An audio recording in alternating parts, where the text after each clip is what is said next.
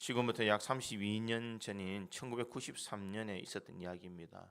당시 미국 프로야구 신시내티 레저팀의 스프링 캠프에 참여하고 있던 팀 버크라는 야구 선수가 있었는데, 그는 이 감독과 팀 단장에게 찾아가서 갑자기 은퇴를 하겠다라고 그렇게 이야기를 합니다. 팀 버크의 은퇴 소식은 모든 사람들에게 큰 이 놀라운 일이었습니다. 왜냐하면 그 당시에 그의 나이는 34살이었고 그가 받고 있던 연봉은 무려 200만 달러, 지금으로 환산하면 약 한 30억 정도 되는 그런 연봉을 받았던 사람입니다.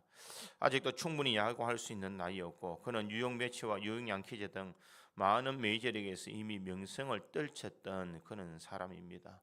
화려한 인기가 있었고 직업과 돈이 있었지만, 그는 이 모든 것을 다 버리고 야구계를 떠나겠다라고 그렇게 결정을 내리게 됩니다.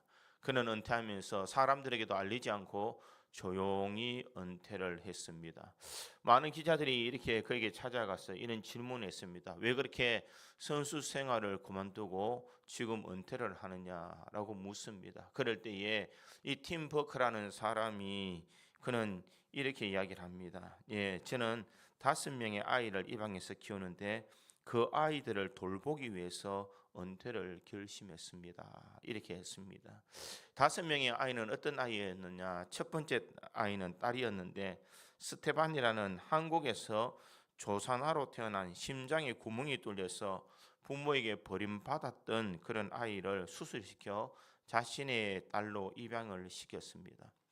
두 번째 아이는 라이안이라는 과테말라 남자아이로 갑상선에 문제가 있고 정신질환이 있는 아이를 입양해서 둘째 아이로 키우고 있습니다. 세 번째 아이는 또 이 한국 아이로서 태어날 때부터 오른손이 없고 심장에 문제가 있으며 간질이 있어서 하루에 수십 번씩 발작하기 때문에 부모가 키울 수 없어서 버렸다는 소식을 듣고 그를 데리고 와서 수술시켜서 자신의 딸로 삼았습니다. 네 번째 아이는 이 웨인이라는 아이인데, 다리에 장애가 있어서 베트남 남자로 길거리에 버려진 아이를 데려와서 그의 양자를 삼았습니다. 다섯 번째는 둘째 라이안처럼 과테말라에서 태어난 여자인데, 입술이나 입천장이 갈라진 채로 태어나는 구순국의 열미라는 이 소아 선천성 질병을 알아서 부모로부터 버림받은 이 아이를 데리고 와서 이 양녀를 삼았다라는 것입니다. 이 버커라는 부부들은 이들의 모든 삶을 볼 때에 정상적인 자녀들이 아무도 없었습니다. 세상에 버림받고 세상에 소외되고 세상 사람들이 알아주지 않는 그 사람들을 데리고 와서 사랑을 주고 그들에게 치유해 주며 그들에게 잘 자라날 수 있는 좋은 환경을 허락했다라는 것입니다. 그가 은퇴할 무렵에 그가 결심을 하게 된 것은 무엇이냐? 셋째 아이가 수술을 받는지 1시간도 못 되어서 사경을 헤매고 있는 딸을 지켜보고 있는 그 순간, 자신은 팀에 복귀해서 운동을 계속해야 되는데 자신의 아내가 안절부절하지 못하는 그 모습을 보면서 자신은 이곳에서 은퇴해야 되겠다라는 그런 마음을 가졌다라고 그렇게 이야기합니다. 그는 이렇게 이야기합니다. 내가 있을 곳은 야구장이 아니고 아이들과 아내가 있는 가정이로구나라는 것을 생각하며 그는 은퇴를 결심했다, 이렇게 이야기를 합니다. 낳은 부모도 돌보기를 꺼려했던 버림받은 생명들을 스스로 맡아서 돌보기를 위해 그들은 관중들의 환호와 인기와 돈과 직업을 다 벗어버리고 가정으로 돌아갔습니다. 많은 기자들이 물을 때에 그는 이렇게 말합니다. 내가 없어도 야구는 잘 되어 나갈 것입니다. 그러나 나는 내 아이들에게 유일한 아빠이고 제 아내에게는 유일한 남편입니다. 야구보다는 그 사람들에게 저는 더 절실히 필요한 사람이요, 그 아이들과 그 아내가 나에게는 가장 소중한 사람입니다. 이렇게 이야기를 하더라는 것입니다. 그의 아내도 이렇게 이야기를 합니다. 우리 아이들은 세상이 원치 않는 아이들일 겁니다. 그렇지만 그 생명을 누군가가 돌봐야 한다고 믿습니다. 우리는 뜨거운 가슴으로 그 일을 해낼 수 있을 것입니다. 우리는 불쌍한 이 아이들의 운명을 바꾸어 놓았습니다. 왜냐하면 이 아이들은 아무도 돌봐주지 않으면 죽을 아이들이어 있으니까 그러나 이 아이들을 키우면서 우리 부부가 깨달은 것은 오히려 이 아이들이 우리의 운명을 바꾸어 놓았다는 사실입니다. 이 아이들은 우리에게 감사를 알게 하였고 행복을 깨닫게 해 주었습니다. 그리고 고통을 극복할 힘을 주고 참 사람이 되게 해 주었습니다. 이렇게 고백을 하더라는 것입니다. 어떻게 보면은 돈과 명예와 인기가 있는 그 야구계를 떠난다는 것은 쉬운 일이 아닐 것입니다. 그러나 그에게는 가장 소중한 것이 있다면 무엇인가? 자신의 필요를 지극히 도움을 받고 싶어하는 이 가족들이 있더라라는 것입니다. 세상이 알아주지 않고 세상이 버렸던 아이들, 세상에게 사랑받지 못하는 아이들에게 자신이 가서 그 아이들에게 사랑을 주어야 될 것이다라는 것을 생각하며 은퇴하며 갔던 이 팀 버크라는 이 선수, 그런 야구 선수보다도 많은 사람들에게 사랑을 나눠주는 사람으로 많은 미국인들에게 기억에 남는 사람이 되었다라는 것입니다. 우리의 삶에는 가장 소중한 것이 무엇이겠습니까? 세상의 사람들은 돈이요, 명예요, 자신의 직업이요, 자신의 모든 것이다라고 말하지만 이 팀버크와 그의 아내는 세상의 것이 아닌 진정 소외된 모든 사람들을 사랑하며 한 가족의 소중함이 무엇인지를 우리에게 가르쳐 주었다라는 것입니다. 우리의 삶에도 세상의 기준으로 소중한 것이 있는가 하면 신앙의 삶을 살아갈 때에 우리가 소중하게 가져야 될 것들이 있다라는 것입니다. 오늘 본문에 보면 이 사도 바울의 기도가 나오고 있습니다. 이 사도 바울의 기도 속에 무엇이 있을까? 그 기도 속에는 정말 자신이 소중하게 생각해야 될 것, 자신의 삶에서 가장 소중하게 여겨야 될 것이 무엇인지를 그는 생각하며 그것을 기도하고 있더라라는 것입니다. 사도 바울이 에베소 교회를 향하여서 네게 가장 소중한 것이 무엇인가를 그 기도 중에 에베소 교인들에게 이야기하고 있습니다. 에베소 교회는 사도 바울이 3차 전도 여행 때에 3년이나 사역했던 곳입니다. 선교의 과정에서 가장 오랫동안 머물러 있었던 장소요, 수고를 헛되지 않게 에베소 교회와 아시아의 교회의 중심이 되는 교회로 세워졌다라는 것입니다.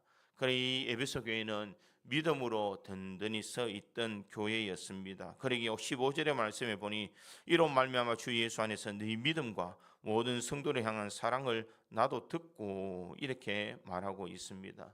바울은 이 편지를 적을 때 비록 이 가택연금을 당하는 그는 감옥에 있었지만 그는 이런 현실 속에서도 들려오는 소식들이 좋은 소식이 들려지더라라는 것입니다.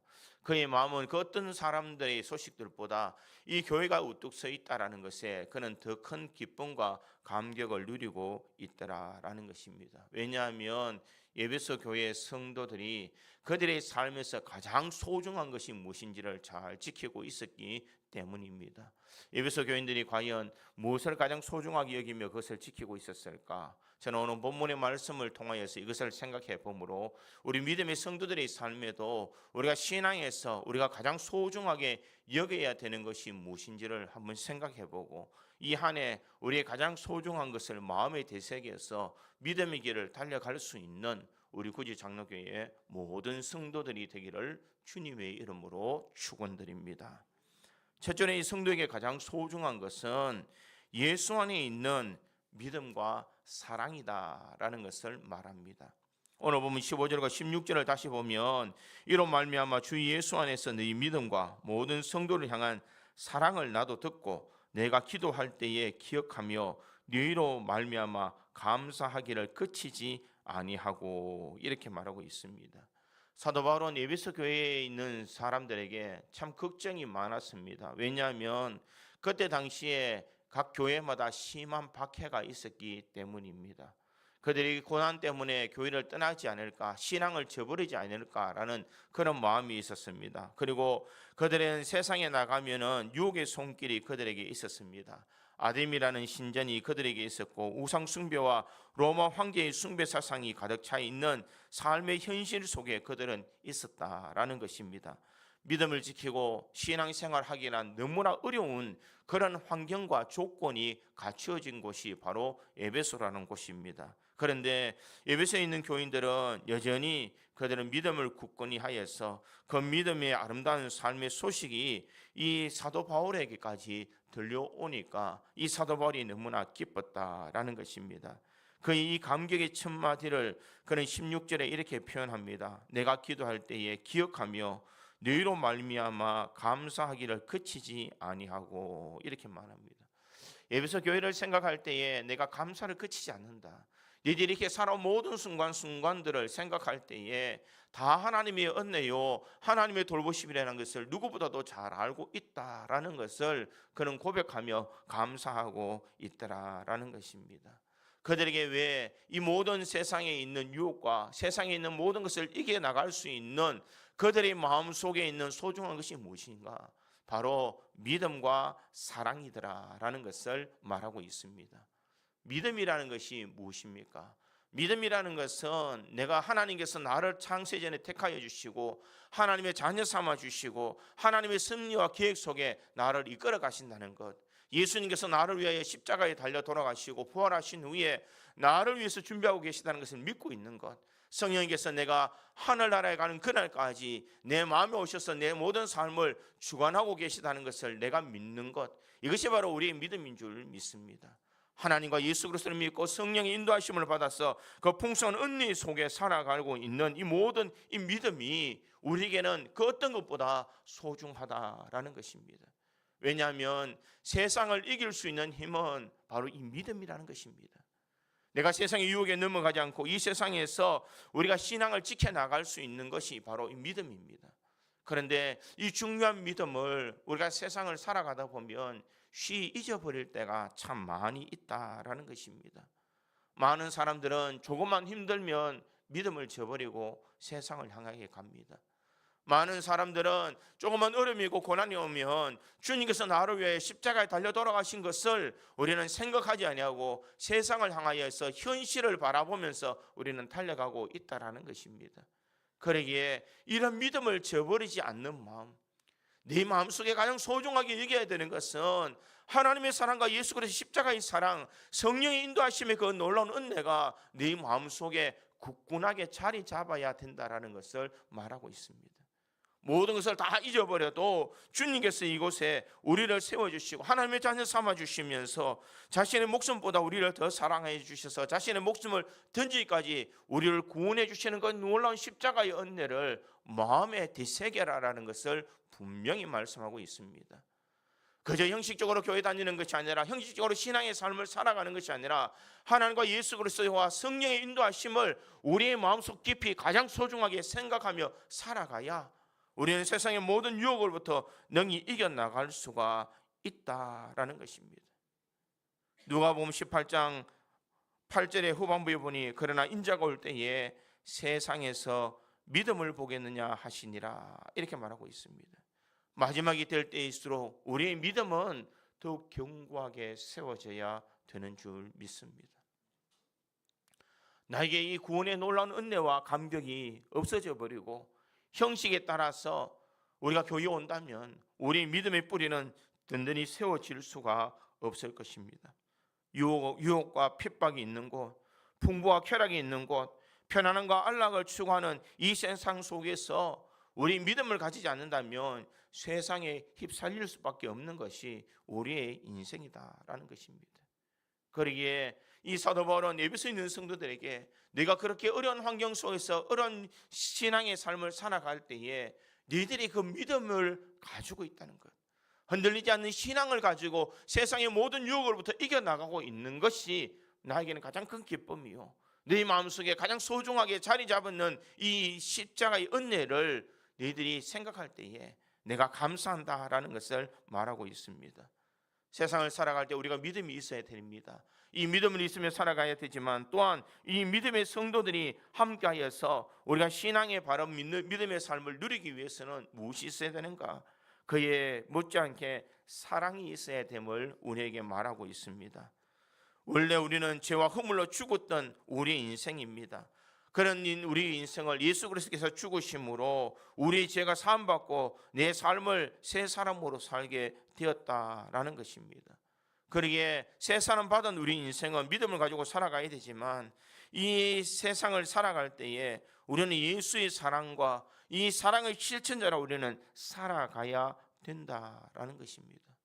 성도는 세상을 향하여서는 믿음이 있어야 되지만 우리 성도들 간의 모임에서는 사랑의 실천이 있어야 되는 것을 말하고 있습니다. 그러기에 밖으로는 믿음으로 우리의 믿음을 지켜야 되지만 교회 안에서는 서로 사랑하는 마음으로 하나가 되어야 됨을 말하고 있습니다. 그리고 우리 마음속에 무엇이 있어야 되느냐? 세상을 이길 수 있는 믿음도 있어야 되지만 교회에서 서로 사랑을 나누며 격려할 수 있는 그런 사랑의 아름다운 모습도 우리 속에 있어야 된다라는 것입니다. 수많은 사람들이 위기를 겪고 어려움을 겪을 때에 그 위기와 어려움이 너무나 힘들어서 사람들이 그 모든 삶을 포기하는 것이 아니라는 것입니다. 누군가가 내 아픔을 알아주지 못하고 내 어려움을 이해하지 못하며 누군가가 나에게 끊임없이 격려하며 사랑한다고 붙들어주지 않기 때문에 사람들은 넘어지고 쓰러진다라는 것입니다. 그러기에 우리가 사랑의 실천자로 살아가기 위해서는 교회 안에서는 서로가 서로를 위해서 기도해 주는 것이 참 중요합니다. 사도 바울은 멀리 떨어져 있지만 항상 예배소에 있는 성도들을 향하여서 기도하고 있더라라는 것입니다. 비록 몸은 떨어져 있지만 내가 너희들에 대해서 관심을 가지고 너희들에게 필요한 것을 기도하며 너희들이 세상을 이길 수 있도록 내가 끊임없이 너희들을 위해서 부르짖고 있다라는 것을 말하고 있습니다. 그러기에 교회 안에서 우리가 서로 사랑하며 형제를 서로 돕기 위해서는 우리가 큰 것을 할 것이 아니라 우리가 기도로서 도울 수 있는 믿음의 사람들이 되어야 될 줄 믿습니다.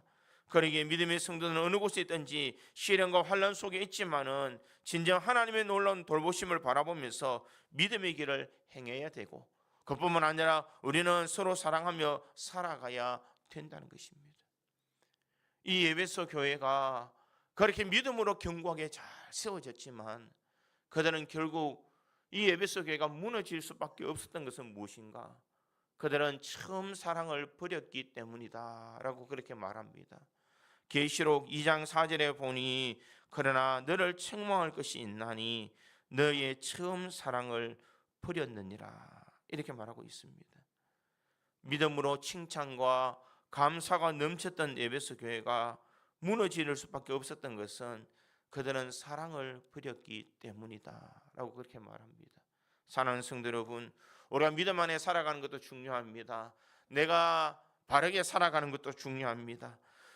주변에 있는 모든 사람들에게 믿음의 삶을 살아가는 것도 중요합니다. 그러나 그들에게 올바른 지식을 전해주기 이전에 우리의 마음속에 사랑하는 마음이 먼저 있어야 될 줄 믿습니다. 좋은 충고도 중요하지만 내가 사랑하는 마음으로 충고해 줄 수 있는 마음이 있어야 됩니다. 정죄하는 마음으로, 싫어하는 마음으로 사람들의 마음에 상처 주는 말을 할 것이 아니라 먼저 그들을 사랑할 수 있는 마음을 가지고 그들을 위해서 기도하고 그들에게 격려해 줄 때에 그들의 모든 삶이 변화되는 줄 믿습니다. 우리 구지 장로교에 있는 모든 성도들이 세상을 향하여서는 우리 믿음을 굳건히 지키며 교회 안에서는 사랑으로서 모든 일을 행할 수 있기를 간절히 소망합니다.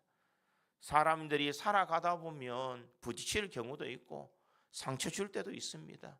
마음 상할 수도 있습니다. 그러나 중요한 것은 나 같은 죄인도 주님께서 사랑해 주셨기에 우리에게도 서로 사랑하라고 말씀하신 것처럼 우리가 용납하고 사랑해 줄 때에 주님께서 우리가 그렇게 살아갈 수 있는 힘을 주시고 은혜를 주시는 줄 믿습니다. 내 마음을 닫아버리는 것이 아니라 우리가 기도함으로써 진정 사랑할 수 있는 아름다운 성도의 모습을 갖추어서 교회를 건강하게 세우며 우리 모든 성도들에 관해 기쁨과 감사가 넘쳐날 수 있기를 간절히 소망합니다. 사도 바울은 에베소 교인들에게 너희들에게 가장 소중한 것이 있다면 바로 믿음과 사랑이다. 이 믿음과 사랑을 가지고 살아라고 그는 주님 앞에 기도하고 있는 것을 볼 수가 있습니다. 우리 믿음의 성도들도 세상을 향하여서 믿음을 지키며 교회 안에서 서로 사랑할 수 있도록 우리가 기도하며 격려하며 함께함으로써 진정 교회를 교회답게 세워가며 성도가 성도답게 설 수 있는 우리 구주 장로교회로 세우기를 주님의 이름으로 축원드립니다. 두 번째로 이 성도에게 가장 소중한 것은 하나님을 아는 지식이 있는 것을 알으라는 것을 말하고 있습니다. 오늘 보면 17절에 보니 이렇게 기록합니다. 우리 주 예수 그리스도의 하나님의 영광의 아버지께서 지혜와 계시의 영을 내게 주사 하나님을 알게 하시고, 이렇게 말합니다. 하나님을 알게 하셨다.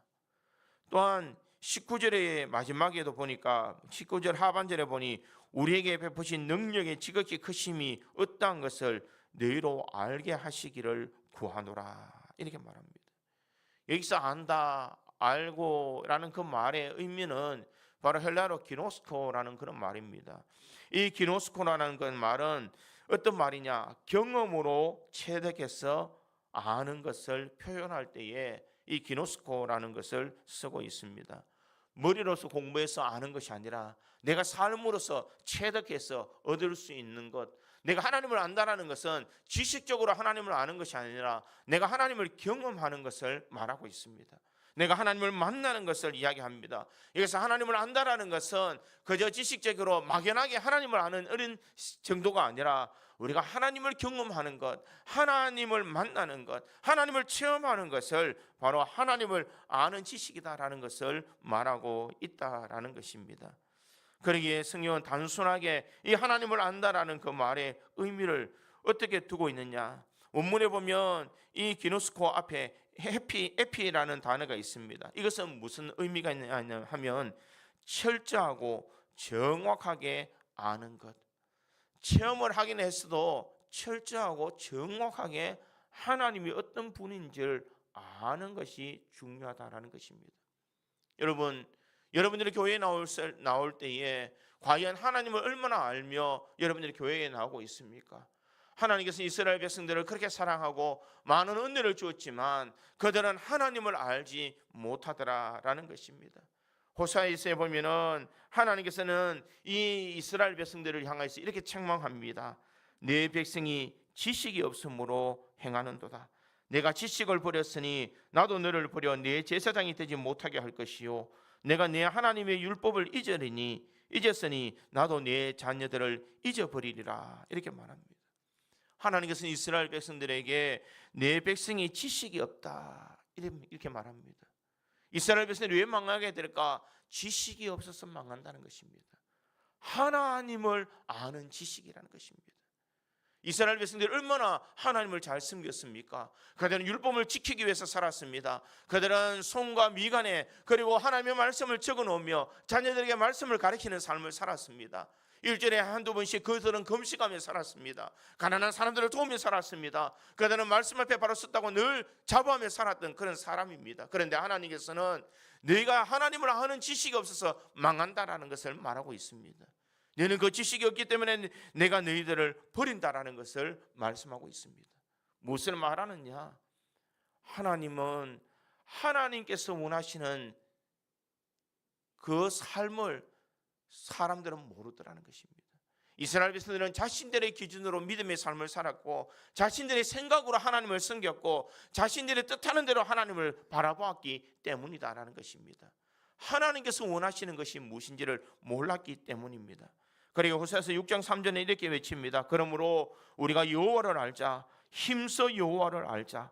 그의 나타나시면 새벽빛같이 어김없나니 비와 같이 땅을 적시는 늦은 비와 같이 우리에게 임하리라 하니라, 이렇게 말하고 있습니다.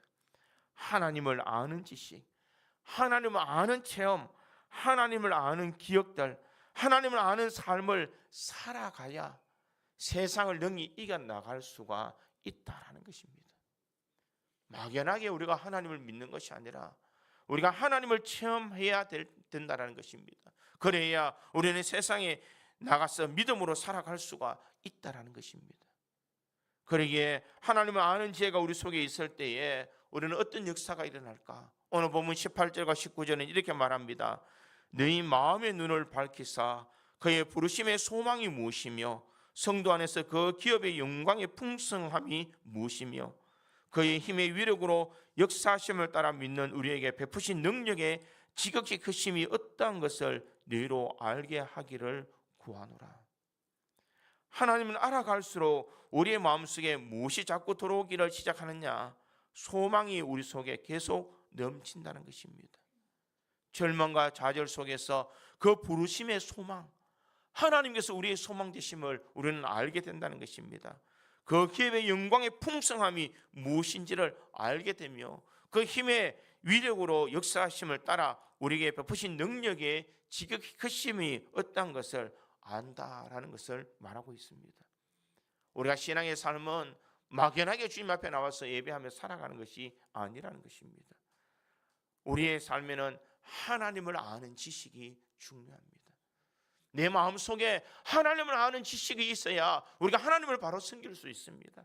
하나님이 어떤 분인지를 알아야만 우리가 바로 믿음을 가지고 살아갈 수가 있다는 것입니다. 우리가 형식적인 신앙을 벗어버리고 우리가 올바른 믿음의 삶을 살아가기 위해서는 내 마음속에 하나님을 아는 지혜가 있어야 될 줄 믿습니다. 그리고 우리는 항상 무엇을 생각해야 되느냐? 하나님의 뜻이 무엇인지를 생각해야 됩니다. 우리가 기도할 때에 하나님 주의 뜻이 무엇인지를 내가 분별할 수 있는 마음을 주십시오. 내가 하나님의 뜻이 무엇인지를 내가 깨달을 수 있는 은혜를 주십시오. 내가 세상을 살아가더라도 내 생각, 내 뜻대로 살아가는 것이 아니라 하나님이 기뻐하신 일이 무엇인지를 분별하며 살아갈 수 있는 능력을 달라고 우리가 기도해야 될 줄 믿습니다. 우리가 이런 사모하는 마음이 있다면 성령께서 우리의 마음을 역사해 주시고 하나님의 뜻이 무엇인지, 하나님께서 우리들에게 요구하시는 삶이 무엇인지를 깨달을 수 있도록 만들어 주신다는 것입니다. 그러기에 우리 자신이 진정 하나님께서 원하시는 하나님을 아는 지식이 풍성할 때에 교회가 건강하게 세워져 나갈 수가 있는 줄 믿습니다. 그리고 우리 믿음의 성도들이 여호와를 힘써 아는 그 지혜와 지식의 풍성함으로 말미암아 우리가 교회 안에서 하나님이 기뻐하시는 교회로 든든히 세워져 나가야 될 줄 믿습니다. 그럴 때에 세상의 모든 어떤 일들이 있더라도 우리는 담대하게 나아갈 수가 있는 줄 믿습니다. 왜 우리는 담대하지 못할까? 확신이 없기 때문입니다. 하나님께서 나에게 요구하시는 삶이 무엇인지를 우리가 확신이 없다면 우리는 담대하게 세상에 나갈 수가 없다는 것입니다. 불의에 통하여서 우리가 담대히 나갈 수 있는 것, 내가 옳다라는 진리를 알고 있으면 우리는 두려워할 것이 없습니다. 천만인이 나를 향하여 달려올지라도 내가 두려워하지 않는 이유는 무엇이냐? 하나님이 나와 함께 하심을 알 때에 우리는 두려워하지 아니할 수가 있다는 것입니다. 하나님이 나와 함께 하신다는 것, 하나님께서 나의 능력이 되신다는 것을 분명히 아는 사람은 세상을 넉넉히 이겨나갈 수 있는 믿음의 삶을 살아갈 수가 있는 줄 믿습니다. 그리고 우리는 하나님을 알아야 됩니다.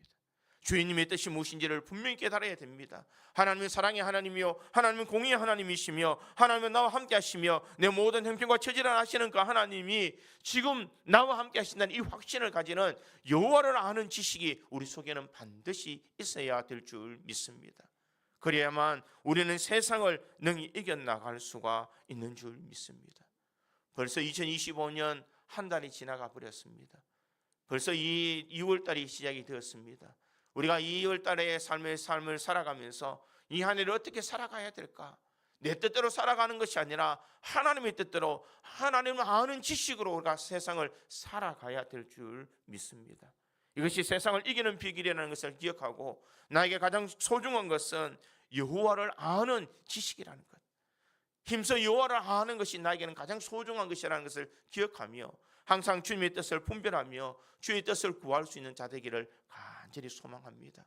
말씀으로 찾아오시며 기도로 찾아오시며 내 삶에 어떤 형편과 처지든지 주님께서는 찾아오신다는 것, 그리고 주님의 뜻이 무엇인지를 분명히 우리에게 가르쳐 주신다는 것을 기억하고 우리가 영적으로 깨어 있어서 날마다 기도함으로써 하나님의 뜻을 잘 분별하는 믿음의 성도들이 되므로 세상 속에서 하나님의 기쁨이 될 수 있는 저와 여러분이 되기를 주님의 이름으로 축원드립니다. 세 번째로 성도에게 가장 소중한 것은 교회가 소중하다는 것을 말하고 있습니다. 오늘 본문 22절과 23절에 보니 이렇게 말합니다. 또 만물을 그의 발 아래에 복종하게 하시고 그를 만물 위에 교회의 머리로 삼으셨느니라. 교회는 그의 몸이니 만물 안에서 만물을 충만하게 하시는 이에 충만함이니라. 지금 교회는 무엇이냐? 그의 몸이니 이렇게 이야기합니다. 교회의 머리는 누구이신가? 이 교회의 주인은 예수 그리스도라는 것입니다. 우리 모든 성도들은 각 지체라는 것을 우리에게 말씀하고 있습니다. 사도 바울은 에베소 교인들을 향하여서 교회 안에서 가장 소중하고 귀한 것이 무엇이냐 하는 것을 알려주면서 교회가 얼마나 소중한 것인가를 사람들에게 깨닫도록 말하고 있습니다. 교회라는 것은 이 건물만을 이야기하고 있는 것이 아닙니다. 여러분들이 굳이 장로교회 예배당에 오는 것을 이야기하는 것이 아니라는 것입니다. 여기서 말하는 이 교회라는 것은 무엇이냐? 우리 믿는 사람 한 사람의 모임이 바로 교회다라는 것을 말하고 있습니다. 이 한 사람의 이 모임을 통하여서 하나님의 비밀, 나를 향한 그 기도, 나를 향한 그 기대, 이 모든 하나님의 뜻과 계획이 무엇인지를 알 수 있기 때문에 이것이 중요하다라는 것입니다. 지금 이 에베소에 있는 성도들에게 현실적으로 가장 큰 문제는 무엇이냐? 외형적으로 볼 때에는 에베소 교회가 너무 초라했습니다. 그 옆에 아담이라는 큰 신전 앞에서 자신들의 교회를 바라볼 때는 너무나 비참하게 작은 교회였다는 것입니다.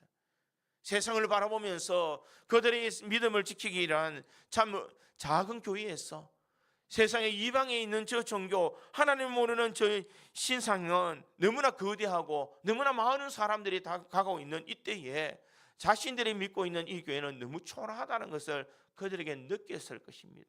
사도 바울은 그것을 누구보다도 잘 알았기 때문에 이 모든 것을 통하여서 세상에 통하여서 아무런 영향력이 미치지 못하도록 어떤 환난이나 역경이 오지 못하도록 네가 믿음 안에서 바로 서서 참된 교회를 바르게 세워가야 됨을 말하고 있습니다. 외형적으로 큰 것이 중요한 것이 아니라 네 마음속에 내가 하나님의 교회라는 이 자부심을 너희들이 가져야 된다는 것을 분명히 말씀하고 있습니다.